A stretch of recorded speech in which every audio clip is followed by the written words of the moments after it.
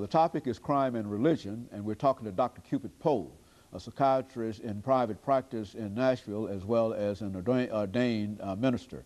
Now, Dr. Poe, before we end this show for today, let's give you an opportunity to highlight what you consider to be the most significant aspects of the inmate study that you and others carried on dealing with the Metropolitan Jail, and to perhaps give us some clues as to how we might be able to better affect what you think that we should try to accomplish.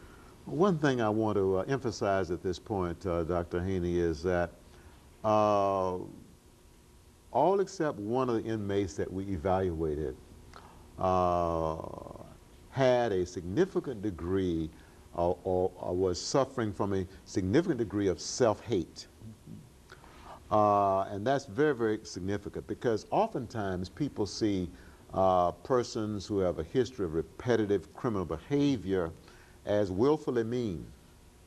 All right? But what we discovered is that most of these men, 92%, were more victims of a traumatic environment, of a traumatic hostile environment, of a depriving environment, emotionally as well as spiritually. And so at a very early age, even in their childhood, they developed feelings of self-rejection. They developed an intense dislike for themselves. And as you might imagine, if I don't like myself, it's going to be very difficult for me to like anybody else. Very good. And so persons who suffer from self-hate, and many people in our correctional institutions, I'm convinced, based on our limited study, do have this problem of very low self-esteem, and some even extremely low self-esteem, and that adds up to self-hate. And so then their behavior then is destructive, not only towards others, but it's destructive towards themselves. Well, should they be made aware that they lack this self-esteem, or what? I mean, how do you deal with that? I mean, well, I think that to help the inmates see that would be to give a test that helps to identify whether or not the inmate is suffering from self-hate or not. So by showing it to him based on test results, then that would help him acknowledge what the problem is.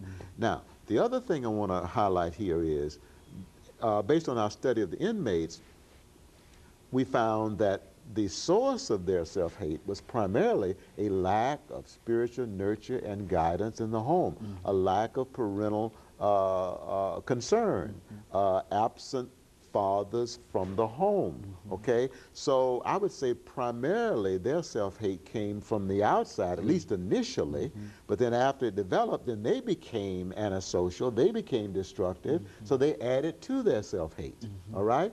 Now I think I want to make a point here, and that is that if I mistreat someone enough, I'm liable to contribute to that person disliking themselves, whether that person is a child, adolescent, or an adult.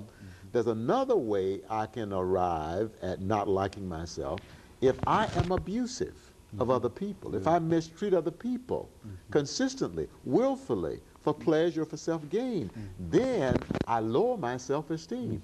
Then I may end up with a problem of self-hate. So my point is that a lot of the increase in the violence that we see in our schools, our family life, and our community is a manifestation of self-hate. We've got a problem of self-hate in our society, and we need to take a close look at it. It is not just a psychological problem. It is not just a physical problem. It is not just a social problem. It is, I believe, more deeply a spiritual problem that's going to require primarily a spiritual solution. And so that's the point that I want to make, is that many of the men in lockup, and I would assume women too, have been damaged by their upbringing. They didn't handle their very low self-esteem well, so they became self-destructive and destructive of other people. They added to their very low self-esteem that was engendered by parental neglect, parental abuse in many cases, okay? So now what do we do with it? Just counseling is not enough. Just psychiatric medications is not enough. Just being confined is not enough. These people need the kind of spirituality-based counseling and psychotherapy and intervention that's going to help them alter their belief system, because many of them believe that they are no good, that they are worthless, that nobody cares about them, that they are inferior. Now, how do I alter that belief system? Well, I've got to offer that person a belief system that enables them to have faith in a power higher than themselves, and that power is God. I've got to offer them a lifestyle, all right, in which they can access that power, the Spirit of God, that changes beliefs, that changes attitudes, and that changes behavior. And of course, Dr. Poe, as a minister, I think you would certainly agree with the statement that you hear so often in church, where people say that they felt that their religious experience simply changed their lives. And you're talking now about changed lives. Yes. And the church demonstrates that almost every Sunday. And if you can somehow get these young people in that environment, you see, they might not understand everything that goes on there, but if they can get it into that environment, that there is a change and a life change in force there somewhere, then you're saying that we can do better in terms of meeting the problems of violence. Yes, and I think that we need... and of course, okay. Dr. Poe, let me, and I'm sorry we ran over time today, but let me encourage our audience to tune in again next week for another informative edition of Comments. Thank you and good morning.